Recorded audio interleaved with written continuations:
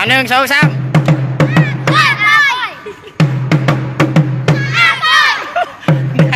กองเสียได้น้ำกองเสียเลยแบบนี้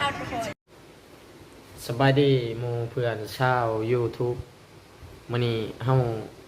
สิไปเตะบ้านให้เบิ่งเนาะไผก็จะเห็นว่าเตะบ้านให้เบิ่งแน่มื้อนี้เฮาสิไปเตะอยู่สนาม CSC มันเตะแต่ดึกแต่เช้าเตะแต่11 โมงไป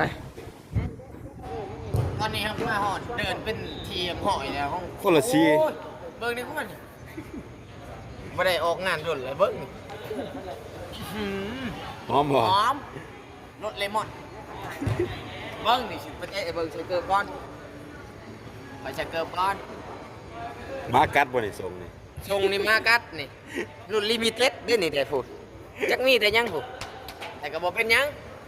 เขาสิใช้ลองตีนนี่ก็ไม่ได้ออกล่าดนเลยเนาะเขาก็สิออกล่ามื้อนี้แหละว่ามันสิเป็นอะไรเกือบนี่ก็หอมหอมอีกเกือบกะเบิ้งมาถึงสนามแล้วก็ลงเตะเลยอากอยเขาใช้เกือบก่อนจากปากหนึ่งอ้ายกู นั่งโลดซั่นแหละ เขาใส่เกือบนี่ก็บ่ใส่บ่เป็นไปได้แต่ก็ใส่ก่อน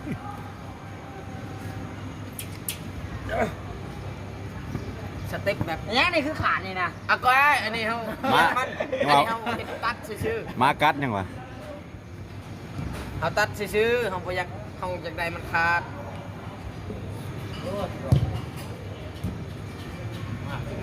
แล้วไม่ได้ใช้เกือบโดนแล้วเป็นอะไรเขาถ่ายแต่คลิปไม่ได้ใช้ไม่ได้ถือไม่ได้ไปเตะบ้านนะอยู่ก่อนใจเย็นหนูกินอิ่มมากเลย จะน้อยก็ค่อยๆวอร์มค่อยเหยียดเอา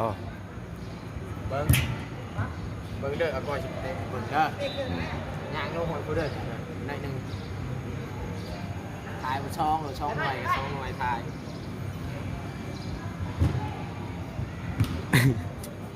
ใช้หยาบรีบพอใช้ไปได้ปะแล้วเลย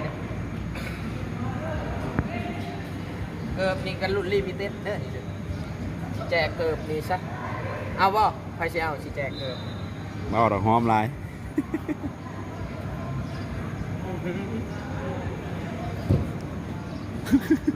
โอ้กูต้องยานะมึงวันนี้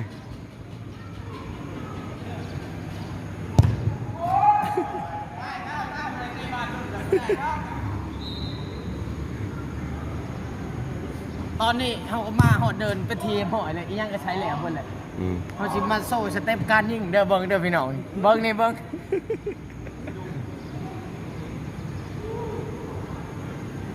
สู้ก็เพิ่นมาป่ะนี่ กูตัวสู้ นี่เบิ้งนี่แนมนี่เตะไปได้ให้มันแท้กูเดี๋ยวอย่าโดนก่อนตามเดี๋ยว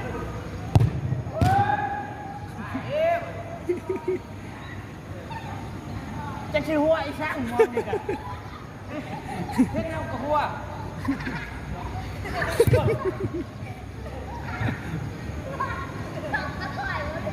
อาก้อยจะชิวเอายังโตชมอาก้อยใช่ไหมชมอาก้อยเขาเบิ่งโลกนี่นี่เขาเห็นลินชื่อเขาทำไมก่อนพวกนี้อาก้อยขี้กากชูเขาบ่ได้ดอกโคตรขี้กาก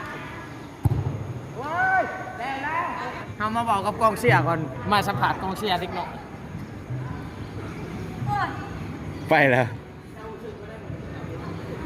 กูซึ่งในหนูบอกกับกองให้เขาจะเข้ากอง ดีใจ ดีใจเฮียนห้องได้เลยจ้ะ โปรซี บอชีอาก้อย ยัดเกียงอยู่บ่ เชียร์เฮา ยัดเกียงอยู่บ่ เบิ้งเสียไปสิเด้อเสียเบิ้งเอาออกก่อนว่าได้ลงตาที่หนึ่งตาที่สอง ท้ายที่2เอาให้ติ ตาที่สอง ตีนยันเด้เนาะท้ายที่3เด้ ตาที่สามอันนี้คือการว่าวห่างกายของเราเนาะ หัวอีหยังล่ะพวกนี้โอ้ย เอาไปเช็ดใหม่เนาะเอาไปหนึ่งเขามาวิดพื้น เอาชิป โอ้ยโอ้ย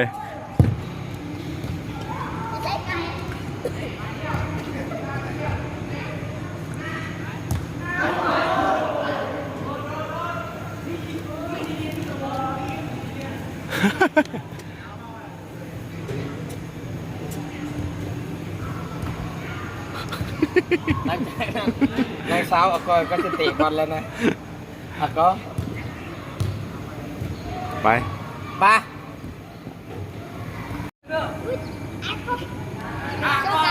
อ่ะสบายบุติดเหลืองบ่เนี่ย บ่ติดเรื่องดอกยามันติดเรื่องสีฟ้า ติดเหลืองบ่ได้เงินเด้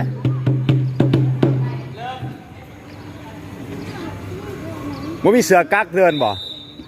เสือต้องเข้านะ เกือบเนาะเกือบ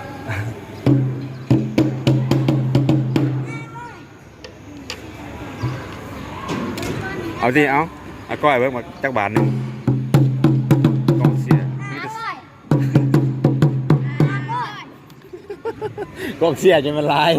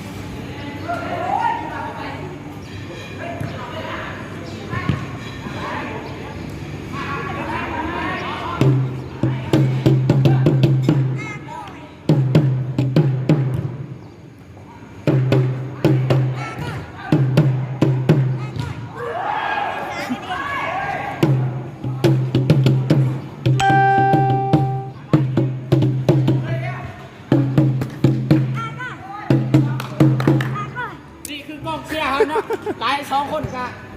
เต้บ้านพุ่นน่ะ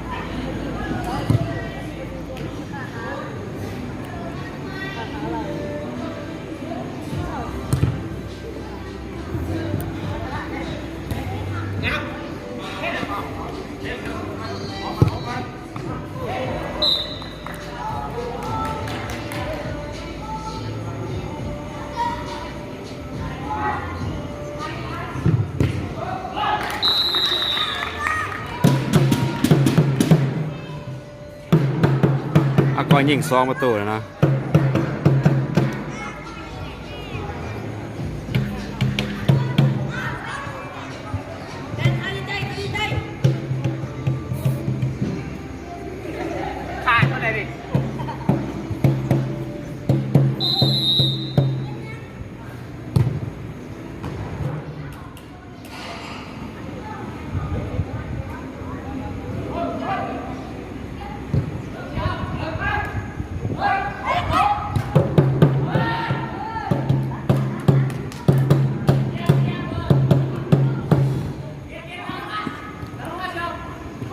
ตอนนี้อาก้อยยิงไปแล้ว2-1นะอาก้อยยิง2 หน่วยเลยบริทายตอนยิง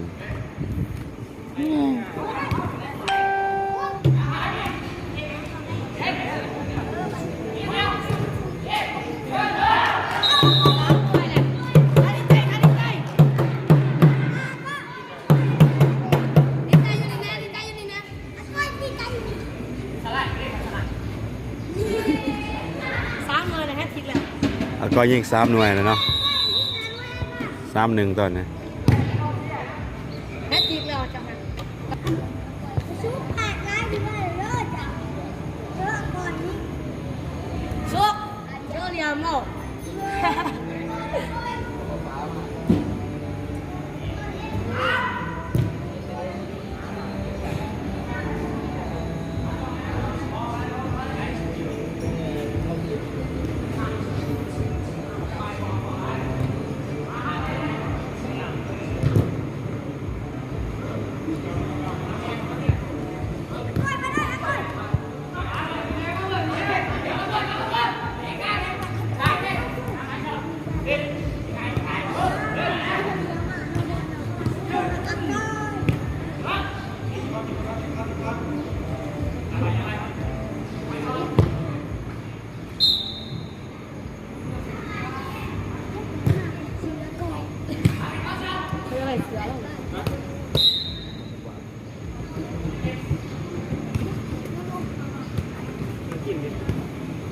ปุ่น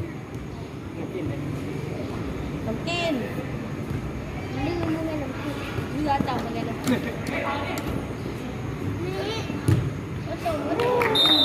ง่ายแท้คือเขาง่ายแท้2-3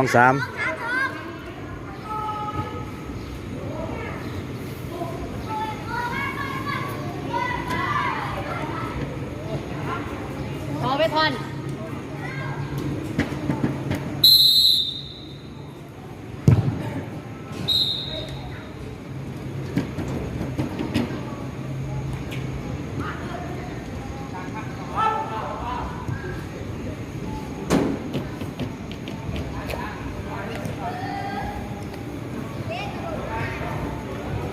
เจ้าหน้าที่ค่ะฮะสองเปิดไม่ได้ดอก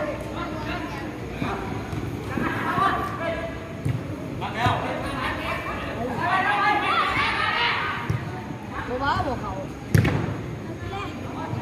เอ้ย3-1 4-1เจ็บแบบฟันได้2-1คน เปลี่ยนก็เสมอหรอ ก้อย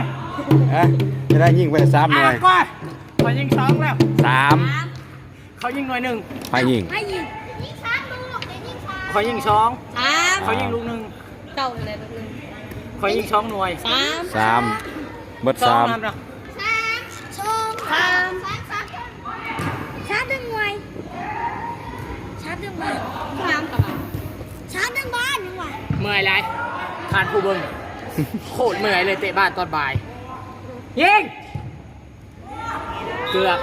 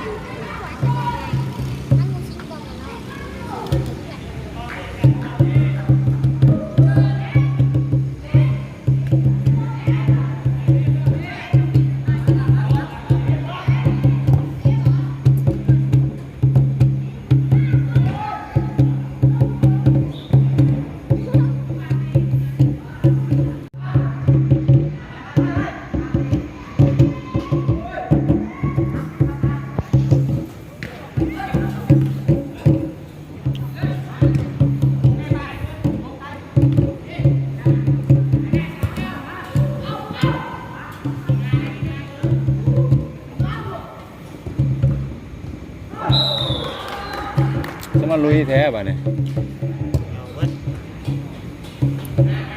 5 เท่าละ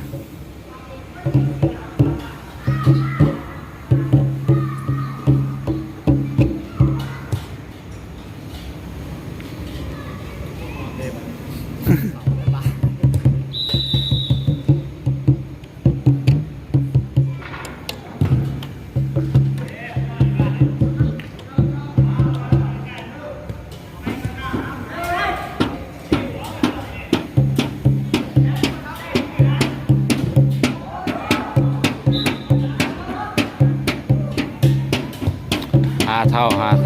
ท่า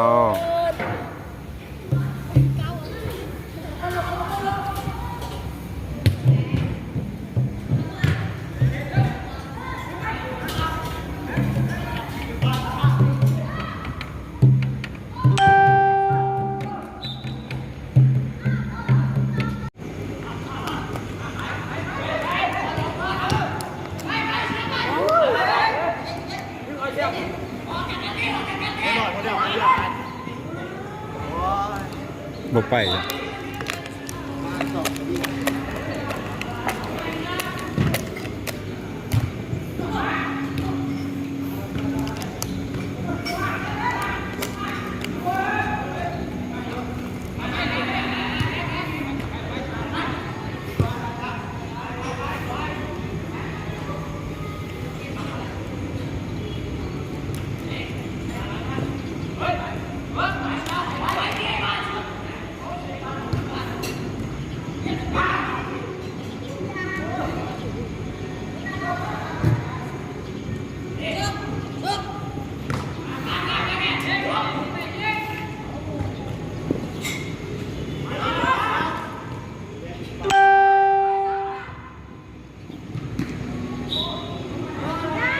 เจ็บขา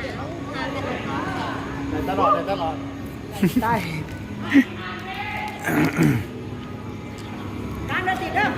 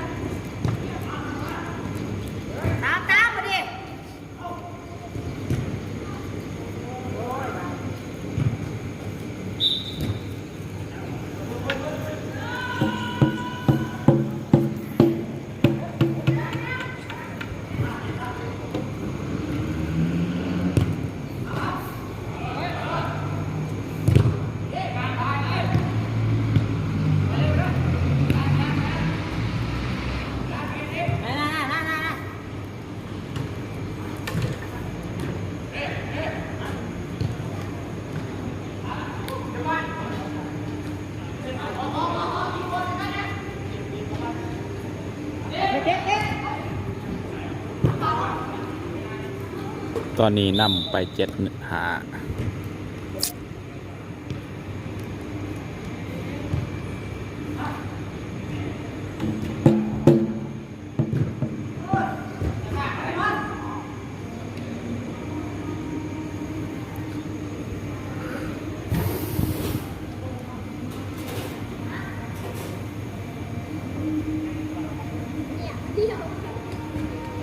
โอ้ย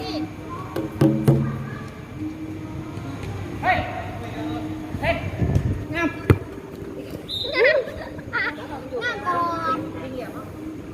แล้วพอหลอกโซ่ไว้สิ